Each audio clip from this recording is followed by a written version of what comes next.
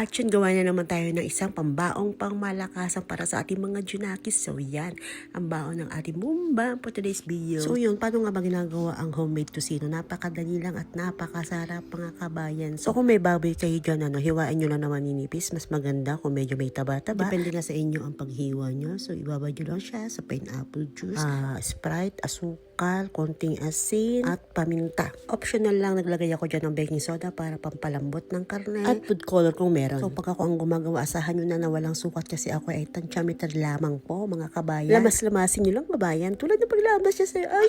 Uy!